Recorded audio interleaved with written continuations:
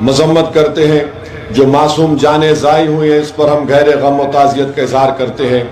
اسرائیل کو اوسلو کے معاہدے کا احترام کرتے ہوئے بین الاقوامی قوانین اور اقوام متحدہ کی قراردادوں پر عمل کرنا چاہیے. اسے غازہ پٹی، مغربی کنارہ اور بیت المقدس میں اپنے غیر قانونی قبضوں کو برخاست کرنا چاہیے جو 1967 کے بعد سے کیے گئے ہیں. اسرائیل ایک آزاد اور خود مختار فلسطینی ریاست کے قیام میں مزید رکاوٹیں نہ ڈالیں. بھارت ہمارا وطن عزیز 1774 میں PLO کو فلسطین کے عوام کے جائز اور واحد نمائندے کے طور پر تسلیم کرنے والا پہلا غیر عرب ملک ہے. 1988 میں بھارت نے آزاد ریاست فلسطین کو تسلیم کرنے والا پہلا ملک ہے. جمہوری بھارت کو فلسطینی عوام کی حمایت کی اپنی اس قدیم روایت کو برقرار رکھتے ہوئے اس کا احترام کرنا چاہیے. ہم حکومت ہند سے کہنا چاہتے ہیں کہ بابا قوم مہاتما گاندھی کی اس بات کو یاد رکھا جائے کہ فلسطین فلسطینیوں کا ہے جس طرح انگلستان انگریزوں کا اور فرانس فرانسیسیوں کا ہے.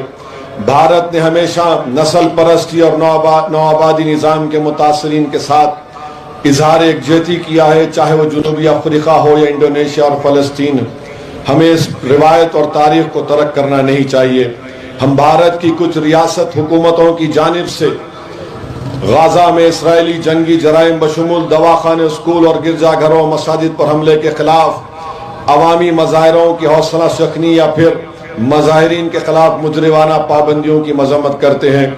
ہم آزمائش کی اس گھڑی میں فلسطینی عوام کے ساتھ ایک جہتی کا اظہار کرتے ہیں اور ان کے ساتھ کھڑے ہیں اور عالمی برادری سے مطالبہ کرتے ہیں کہ اسرائیل پر لگام کسے جو انسانیت کے خلاف سنگین جرائم اور فلسطینیوں کی نسل کشی کا ارتکاب کر رہا ہے. ہم مقبوض غازہ پٹی سے فلسطینی برادری کو جزیرہ نما سینائی اور مغربی کنارے سے اردن کی طرف بے دخلی کے اسرائیلی منصوبوں کو مکمل طور پر مسترد کرتے ہیں اور اسے سراسر مجرمانہ اور غیر قانونی قرار دیتے ہیں. اور کیا آپ کو یہ قرارداد منظور ہے؟ تو نعرہ لگائیے، نعرہ تکبیر، نعرہ تکبیر. فلسطین، فلسطین، غازہ کی عوام، غازہ کی عوام. میرے عزیز دوستوں اور بزرگوں، آج تک اسد صاحب کا نام لیتے پاگل. اب تک اسرائیل کی جانب سے حملے میں 5080 لوگوں کی شہادت ہوئی ہے، جس میں سے 2000 بچے ہیں، 1119 خواتین ہیں، 190 ضعیف لوگ ہیں، 15890 لوگ زخمی ہیں، 50,000 خواتین غازہ میں پریگننٹ ہیں.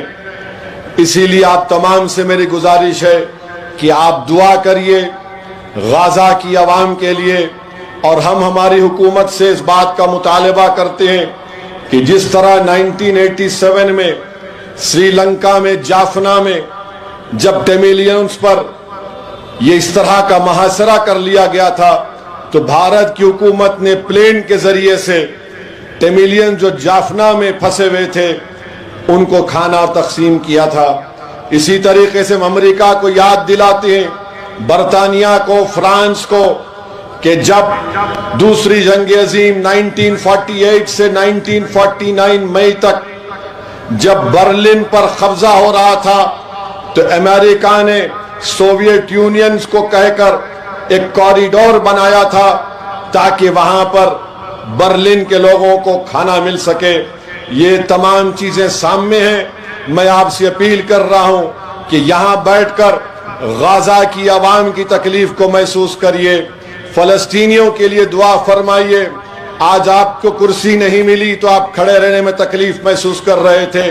سوچو تھوڑی دیر کے لیے کہ تمہاری بہن ہے جس کے پاس وہ پریگننٹ ہے، حاملہ ہے، اسپتال نہیں ہے.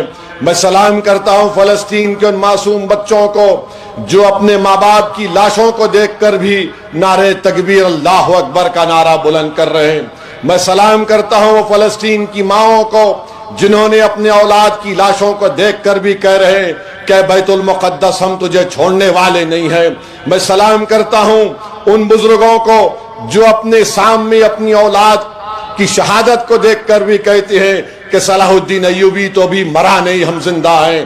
میرے عزیز دوستوں اور بزرگوں، ہم کو ان کے لیے دعا کرنا ہے، اور میرے ساتھ ایک اور مرتبہ نعرہ لگائیے کہ فلسطین فلسطین، زور سے نعرہ لگائیے، فلسطین فلسطین فلسطین، مسجد اقصی زندہ باد، مسجد اقصی زندہ باد، مسجد اقصی زندہ باد، بیت المقدس زندہ باد۔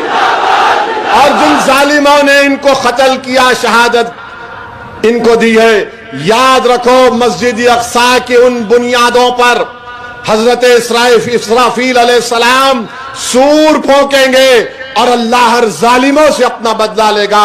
اب میں امیر صاحب سے گزارش کرتا ہوں کہ وہ دعا فرمائیں، دعا ہوگی، دعا کے لیے تقریر کا وقت کوئی تو نہیں ہے۔ امیر صاحب دعا فرمائیں گے اور خاموشی سے سنیے اور آمین کہتے رہیے۔